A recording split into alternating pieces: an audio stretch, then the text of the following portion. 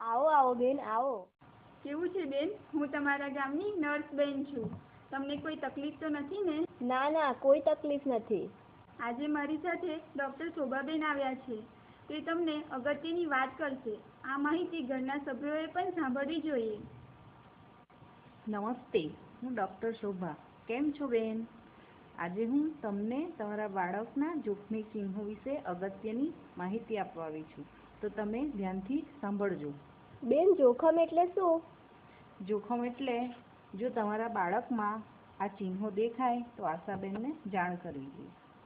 મેં આશાબેનના જણાવ્યા પ્રમાણે સંભાળ લેવી જોઈએ. તો હવે ધ્યાનથી સાંભળો અને સમજો. બાળક ધાવણ અથવા ઉપરનો ખોરાક ના લઈ શકતું હોય. બીજું, બાળક જે ખાય છે તે બધું ઉલટી કરી નાખતું હોય.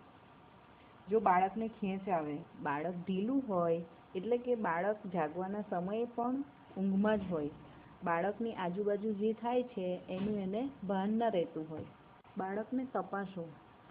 બાળક બેભાન છે, બેભાન બાળક જાગતું નથી. બાળકને સ્પર્શ, ઘૂંઘાટ કે દુખાવાની પ્રતિક્રિયા આપતું નથી. સામાન્યથી વધારે પડતા કે પાતળા ઝાડા થાય, વધારે શરદી ખાંસી થાય કે પાંસળામાં ખાડા પડે, કે બાળકને તાવ હોય તો તરત જ આશાબેનને જણાવવું જોઈએ.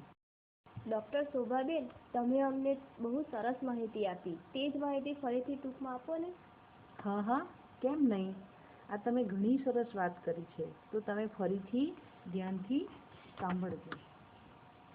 બાળક ધાવણ અથવા ઉપરનો કોઈ ખોરાક ન લઈ શકતું હોય. બાળક જે ખાય તે બધું જ ઉલટી કરી દે. જો બાળકને ખેંચ આવે, બાળક ઢીલું હોય એટલે કે બાળક જાગવાના સમયે પણ ઊંઘમાં જ હોય. બાળકની આજુબાજુ જે થાય છે એનું એને ભાન ન રહેતું હોય. બાળકને તપાસો. બાળક બેભાન છે, બેભાન બાળક જાગતું નથી. બાળકને સ્પર્શ, ઘૂંઘાટ કે દુખાવાની પ્રતિક્રિયા આપતું નથી. સામાન્યથી વધારે પડતા કે પાતળા ઝાડા થાય, વધારે શરદી ખાંસી થાય કે પાંસળામાં ખાડા પડે, કે બાળકને તાવ હોય તો તરત જ આશાબેનને જણાવવું જોઈએ.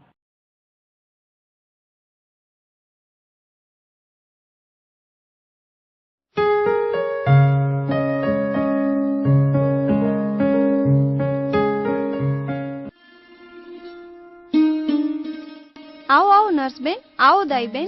હા હા, આજે હું તને સગર્ભાવસ્થામાં જોખમો વિશે માહિતી આપું. તો દાઈબેન, તમે જ સમજાવો. તમે તાલીમ લીધી છે ને? હા હા, તાલીમ લીધી છે ને. હું સમજાવું છું. સગર્ભાવસ્થામાં જોખમી ચિહ્નો તમારા કુટુંબના લોકો પણ ઓળખી શકે છે. સગર્ભાવસ્થા દરમિયાન જરા પણ લોહી પડે કે સુવાવડ થઈ ગયા પછી વધુ લોહી પડે તો બેનને ગંભીર જોખમ હોઈ શકે.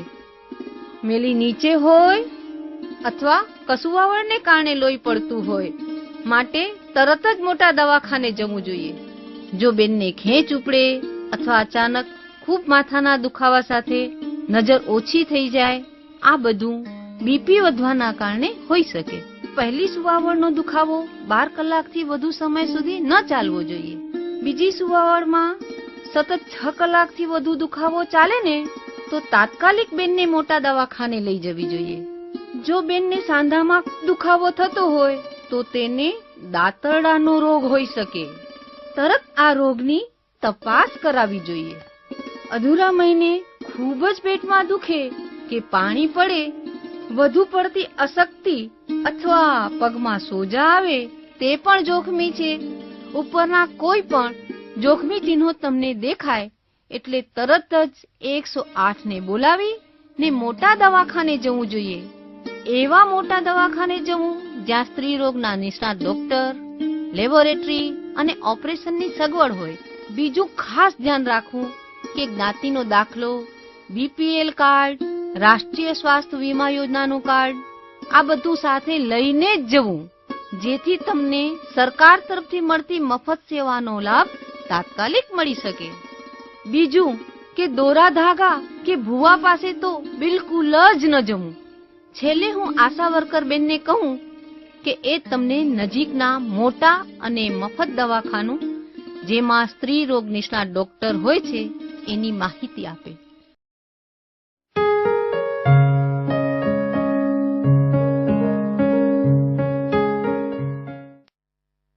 હું ડોક્ટર શોભા. આજે હું તમને તમારા બાળકને ગંભીર રોગોથી કેમ બચાવવું એની માહિતી આપીશ. તમારા ગામના નર્સ બેન દર મહિને આંગણવાડીમાં રસી આપવા આવે છે. આ દિવસને મમતા દિવસ કહેવામાં આવે છે. મમતા દિવસે તમે તમારા બાળકને આંગણવાડીમાં દર મહિને લઈ જાઓ. શોભાબેન, સમય જ નથી મળતો. હું તો મજૂરીએ જાઉં છું ને. તમારા બાળક માટે સમય કાઢો બેન, જેથી બાળકને ગંભીર બીમારીથી બચાવી શકે. હવે હું નર્સ બેનને કહું કે મમતા દિવસે આપણે કઈ કઈ સેવા મળે છે તે આપણને સમજાવે. જુઓ બહેનો, હું દર મહિને મમતા દિવસમાં રસી આપું છું, બાળકનું વજન કરું છું અને બાળકને તપાસી અને જો કોઈ તકલીફ કે બીમારી જણાય તો દવા પણ આપું છું. 6 માસથી ઉપરના બાળકને બાલભોગનું પેકેટ પણ આપું છું. હું તમને રસીકરણ બાબતે સમજાવું. સૌથી પહેલી રસી બાળક જન્મે ત્યારે જ આપવાની હોય છે. તે પછી 1.5 મહિને, 2.5 મહિને, 3.5 મહિને, 9 મહિને અને તે પછી 1.5 થી 2 વર્ષમાં એકવાર. છેલ્લે 4.5 વર્ષે બાળકને રસી મૂકવાની હોય છે. જો તમે તમારા બાળકને આ રસીઓ નહીં મુકાવો તો પોલિયો, ટીબી, ધનુર, ન્યુમોનિયા, કમળો, ઓરી અને જેમાં બાળકને ઉધરસ આવે અને શ્વાસ લેવામાં તકલીફ પડે એવો બહુ જ ગંભીર રોગ જેને ડિપ્થેરિયા કહે છે તે પણ થઈ શકે છે. આ બધી બીમારીઓને કારણે તમારા બાળકનું જીવન પણ જોખમમાં મુકાય છે. એટલે બાળકને હળવો તાવ આવે કે ઉધરસ હોય તો પણ રસીઓ તો મુકાવી જ જોઈએ. હવે હું તમને મમતા દિવસે બાળકને કુપોષણથી કેવી રીતે બચાવી શકાય એની વાત કરું છું. દર મમતા દિવસે આંગણવાડીની બેન તમારા બાળકનું વજન કરશે, જેથી ખબર પડશે કે બાળકનું વજન વધે છે કે નહીં. વર્ષમાં 2 વખત હું બાળકોને વિટામિન A ના ટીપા પીવડાવું છું અને આ બધી જ સેવાઓ મમતા દિવસે સાવ મફતમાં જ મળે છે. કેમ, બરાબર ને શોભાબેન? હા હા, સાંભળીને નર્સ બેનની વાત. તો આટલું તો આપણે યાદ રાખશું ને. દર મહિને આંગણવાડીમાં મમતા દિવસમાં જવાનું ના ભૂલતા. બીજું, મમતા દિવસનું કાર્ડ લેવાનું પણ ના ભૂલતા. જો તમારા ગામમાં મમતા દિવસ ન થાય તો નજીકના ગામમાં આશા વર્કર સાથે ચોક્કસ જવું. હવે આશા વર્કર બેન આપણને સમજાવશે કે મમતા દિવસ ક્યારે છે અને મમતા કાર્ડમાં કઈ કઈ સેવાઓ તમને મળી શકે છે. सोन परी चांद दुलारे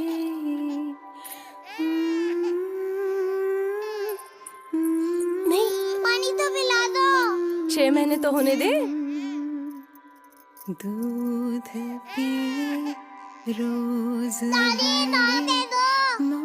रुक जा, पहले 6 महीने तो होने दे. उसमें क्यों नहीं? क्योंकि 6 महीने से पहले कुछ और खिलाया पिलाया तो हो जाएगा दस्त. 6 महीने तक सिर्फ मम्मी का ही दूध, समझी? अरे वाह. बच्चे की सलामती, अच्छी सेहत और मस्तिष्क के पूर्ण विकास के लिए स्तनपान बहुत ही जरूरी है. आइए हम सब मिलकर अपने बच्चों को एक बेहतरीन शुरुआत दें.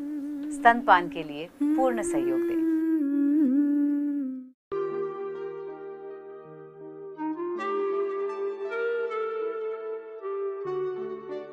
ઝાડા એટલે શું? તો 24 કલાકમાં એટલે કે એક દિવસમાં 3 વખત કે તેનાથી વધારે વખત પાતળા પાણી જેવા ઝાડા થાય તેને ઝાડા કહેવામાં આવે છે. તો મિત્રો, ઝાડામાં ગંભીરતા શું છે? તો ઝાડાના કારણે શરીરમાંથી પાણીનું નીકળી જવું, ડિહાઇડ્રેશન થવું, તે ખૂબ જ ગંભીર સમસ્યા છે. તો આપણે આ ડિહાઇડ્રેશનને સમજવા માટે તેનું વર્ગીકરણ કરવું પણ એટલું જ જરૂરી છે. ડિહાઇડ્રેશનના લક્ષણો અને સારવાર. ડિહાઇડ્રેશનના લક્ષણોને 3 ભાગમાં વહેંચવામાં આવે છે. ગંભીર ડિહાઇડ્રેશન, સાધારણ ડિહાઇડ્રેશન, ડિહાઇડ્રેશન ન હોવું. ગંભીર ડિહાઇડ્રેશન છે કે નહીં તે જોવા માટે સુસ્તી કે બેભાન અવસ્થા જણાય, આંખો ઊંડી ઉતરેલી હોય, બાળક પ્રવાહી ન પી શકતું હોય, ચીમટો ભરવાથી પેટની ચામડી ખૂબ જ ધીરેથી 2 સેકન્ડથી વધારે સમય પછી પાછી આવે.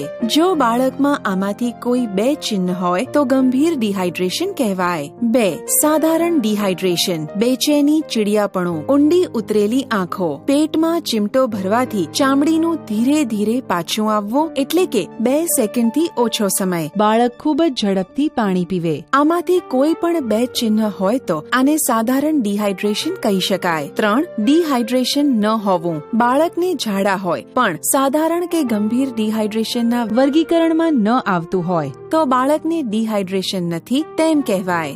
બાળકમાં ડિહાઇડ્રેશનનું વર્ગીકરણ કર્યા પછી જો તેને ગંભીર ડિહાઇડ્રેશન જણાય તો તેને તરત જ નજીકની આરોગ્ય સંસ્થાએ લઈ જવું ખૂબ જ જરૂરી છે. સાથે સાથે ખાસ યાદ રાખવાનું કે બાળકને રસ્તામાં લઈ જતી વખતે તેને ORSનું દ્રાવણ પીવડાવવાનું ચાલુ રાખવાનું અને જે બાળક માતાનું ધાવણ લેતું હોય તેનું સ્તનપાન પણ ચાલુ રાખવું જોઈએ. સાધારણ ડિહાઇડ્રેશન હોય તો બાળકની સારવાર આપની દેખરેખ હેઠળ પેટા આરોગ્ય કેન્દ્ર, આંગણવાડીમાં કરી શકાય છે. બાળકને ORS પીવડાવતા રહેવું, બાળક સ્તનપાન કરતું હોય તો ચાલુ રાખવું, તપાસ કરતા રહેવી અને જરૂરી સારવાર આપતા રહેવી. બાળકને ઉંમર પ્રમાણે 4 કલાકની અંદર કેટલું ORSનું પ્રવાહી આપવું. 4 માસ સુધી 2 ગ્લાસ, 4 માસથી 1 વર્ષ 3 ગ્લાસ, 1 વર્ષથી 2 વર્ષ 5 ગ્લાસ, 2 વર્ષથી 5 વર્ષ 7 ગ્લાસ.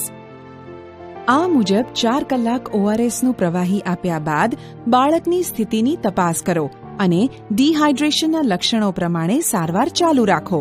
જો બાળકની સ્થિતિ બગડે તો તરત જ તેને વધુ સારવાર માટે સંસ્થા પર મોકલી આપો. ડિહાઇડ્રેશન ન હોવું, ઘરે ઝાડાની સારવાર માટે ORS અને ઝિંકની ગોળી આપવી અને તે આપવા અંગે માતાને સમજાવવું. દરેક ઝાડા બાદ કેટલું ORS આપવું.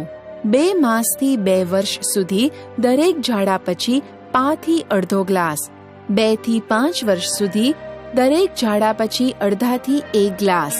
બાળક વધુ માંગે તો વધુ આપવું. એક સાફ ચમચીમાં માતાનું ધાવણ અથવા ચોખ્ખું પાણી લઈ તેમાં ઝીંકની ગોળી ઉમેરી તે ગોળી બાળકને પીવડાવી દેવી જોઈએ. 2 થી 6 માસના બાળકને રોજ 10 મિલીગ્રામ એટલે કે અડધી ગોળી. 6 માસથી 5 વર્ષના બાળકને દરરોજ 20 મિલીગ્રામ એટલે કે આખી ગોળી 14 દિવસ માટે આપવી. જો ઝાડા બંધ થઈ જાય તો પણ 14 દિવસ સુધી ઝિંકની ગોળી આપવી. બાળકને ક્યારે ડોક્ટર પાસે મોકલવું. માતાનું દૂધ અથવા કશું પણ પીતું ન હોય, સુસ્ત કે બેભાન હોય, 14 દિવસથી વધુ સમયથી ઝાડા થતા હોય, ઝાડામાં લોહી પડતું હોય, તાવ આવતો હોય તો આવા કોઈ પણ સંજોગોમાં બાળકને તરત જ ડોક્ટર પાસે સારવાર કરાવવા લઈ જવું.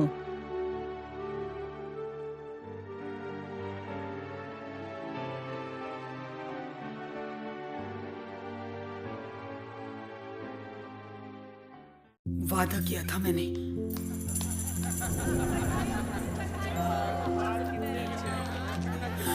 वादा किया था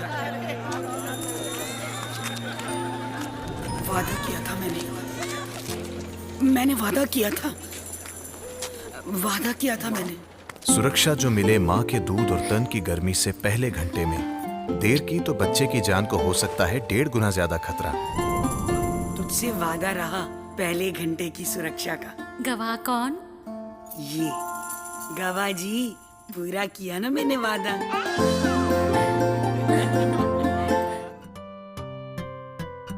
बच्चे की सलामती, अच्छी सेहत और मस्तिष्क के पूर्ण विकास के लिए स्तनपान बहुत ही जरूरी है। आइए हम सब मिलकर अपने बच्चों को एक बेहतरीन शुरुआत दें, स्तनपान के लिए पूर्ण सहयोग दें।